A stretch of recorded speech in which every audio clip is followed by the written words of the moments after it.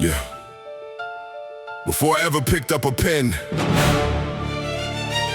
before I ever understood what a bar could do, these names were already carved into the culture. This is not a ranking. This is a recognition of the ones who built the room we all stand in today.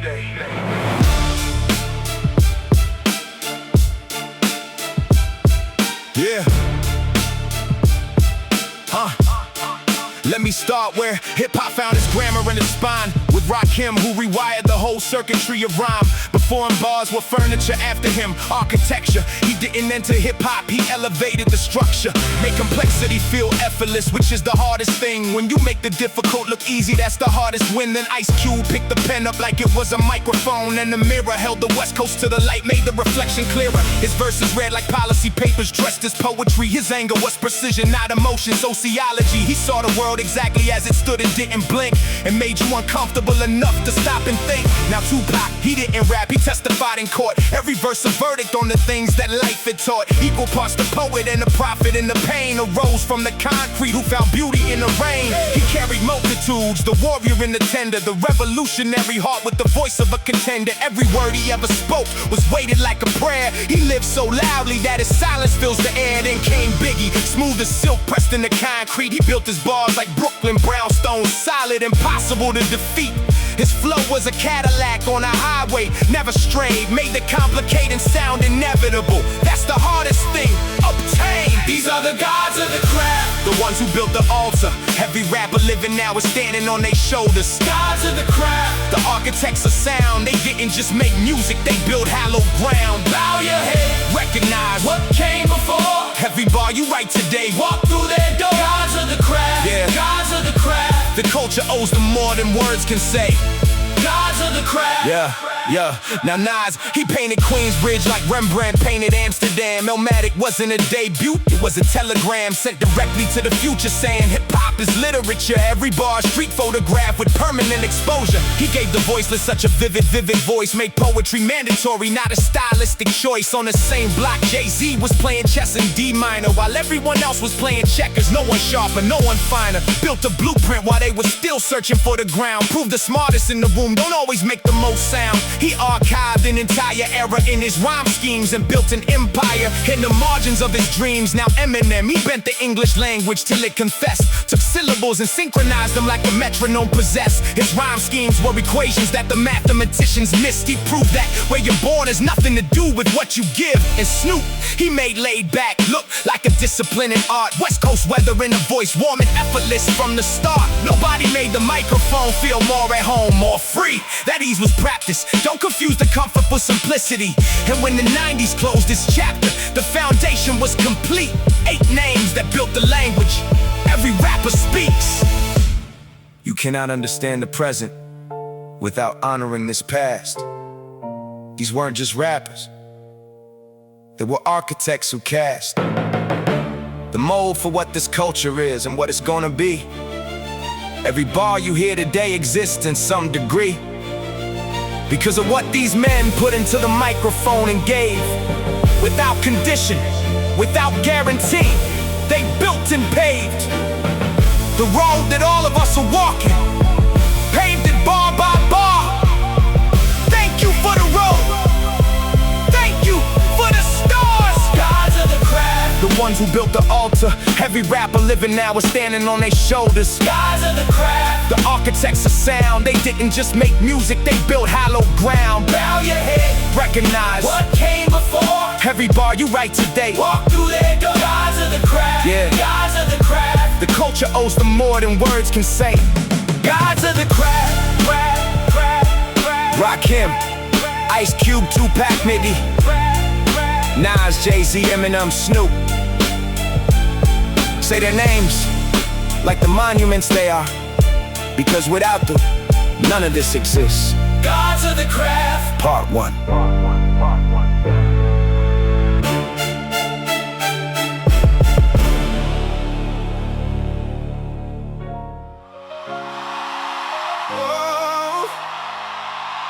Part 1 was the foundation.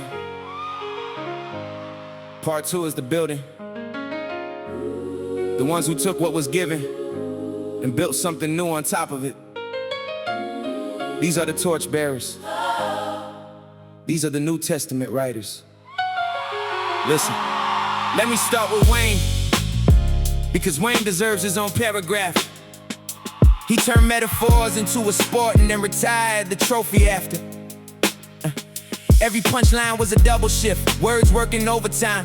He announced he was the best before he proved it. Then the grind proved it. Every single bar, the Carter era was a season where the whole culture stopped and listened for a reason. Wayne made the bizarre sound brilliant, made the abstract feel concrete. Every mixtape was a masterclass. The man made losing streak.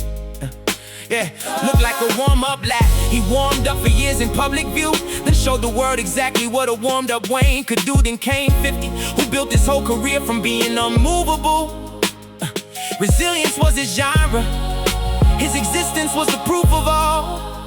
The things they said would stop you only stopping you if you allow.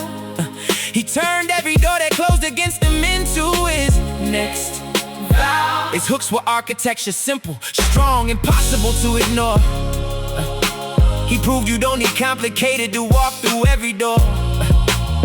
And Andre 3000, listen, Andre lives outside a category. Every verse an expedition, every album a new territory. He makes the aliens sound like home, the eccentric sound like truth. The most forward-looking mind to ever step inside a booth. New Testament writers, the ones who kept it going, took the seeds that were planted and kept everything growing. New Testament, torch in hand, running the next mile. They didn't just inherit the culture, they expanded its style. The torchbearers, the culture in good hands. Every bar, new chapter, every album a new land. New Testament writers, yeah. New Testament, the story continues on. Now common and most deaf, two names that mean the same thing.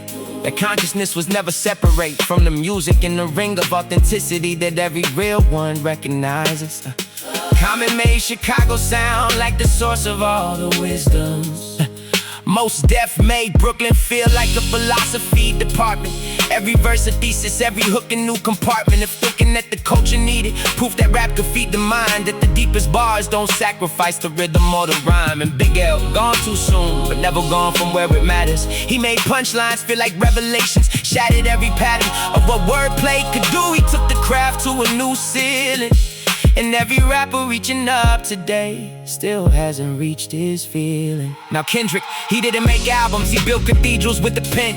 Each one a different architectural statement. Built to stand again in 50 years and still demand attention, still demand an answer. TP Ab was a mirror that the culture couldn't sidestep. A romancer of truth. He made the Pulitzer Committee learn what hip-hop means and proved that rap had always been as deep as any literary scene. J. Cole built Forest Hills with no features and full confidence that the story of a regular life holds the most intense. And universal truth that ordinary people are extraordinary. He made introspection sound like a stadium, made the solitary feel celebrated, feel seen, feel worthy of a verse. And proved that humility and excellence don't have to be adverse. Oh, then Drake, who drew a map between the heart and the street, made vulnerability the new armor, made the tender sound complete. He gave permission to a whole generation to feel openly. Built a bridge from rap to R&B and held the toll for free. Expanded what hip-hop could be emotionally and globally. Made Toronto feel like the center of the world and showed it boldly. And Kendrick closed the decade showing competition still has teeth. Two kings in dialogue, the culture watching, holding its whole breath beneath. Yeah. Every name I call tonight is more than just a name. They're the reason that the culture never burned out in the flame of time and trend and commerce and the pressure to be less. They chose to be completely, fully, undeniably their best. And then that choice gave all of us a standard worth pursuing, a bar worth reaching, a craft worth constantly renewing. Thank you for the bars, thank you for the truth, thank you for the blueprint, thank you for the proof. New Testament writers, the ones who kept it going, took the seeds that were planted and kept everything growing. New Testament, torch in hand, running the next mile. They didn't just inherit the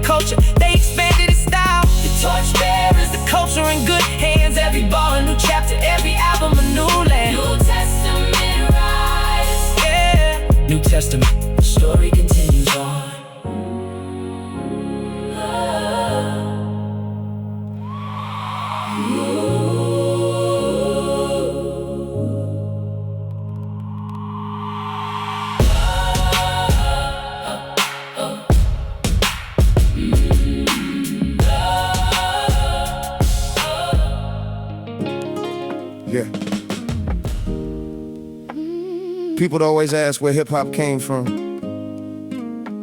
like it was invented in the boardroom, like someone decided one day to create it. But hip-hop wasn't invented, it was discovered, already living in the streets, already breathing in the buildings, already speaking through the people. Someone just handed it a microphone. The Bronx didn't invent this, it revealed it. What was already living in the block, it unsealed it.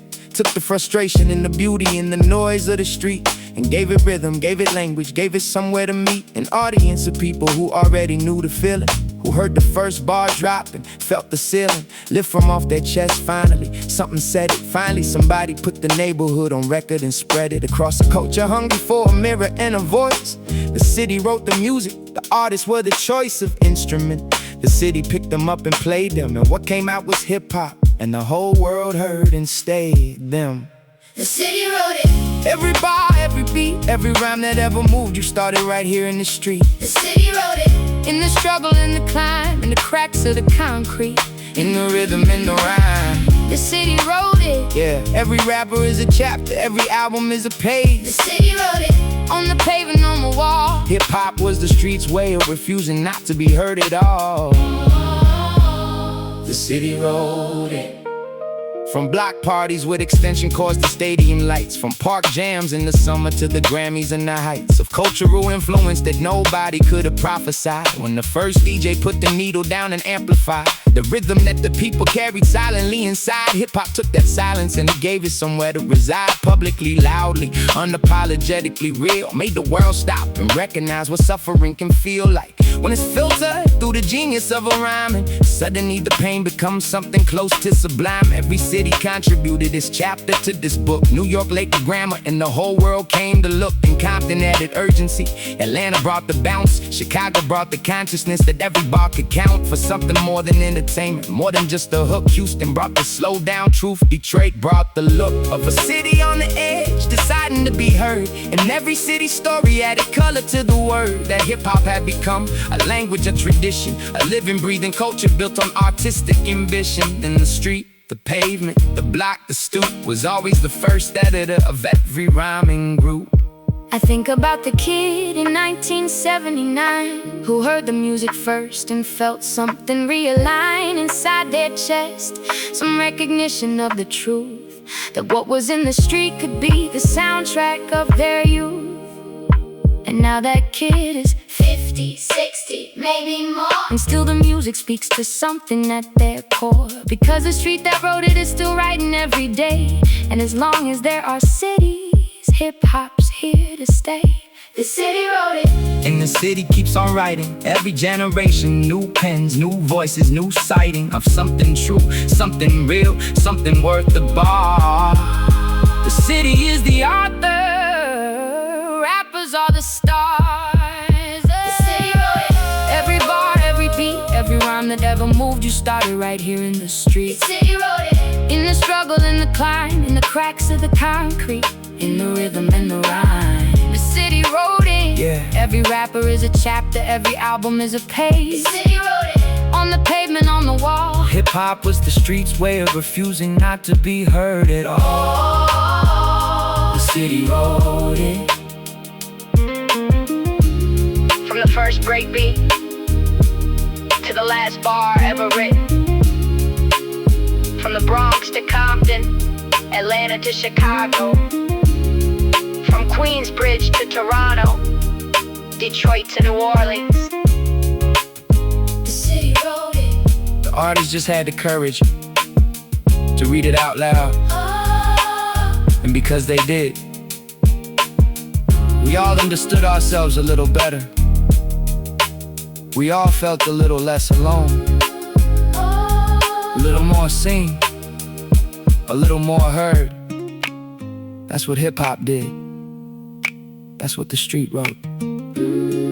That's the gift. City wrote it. All of it.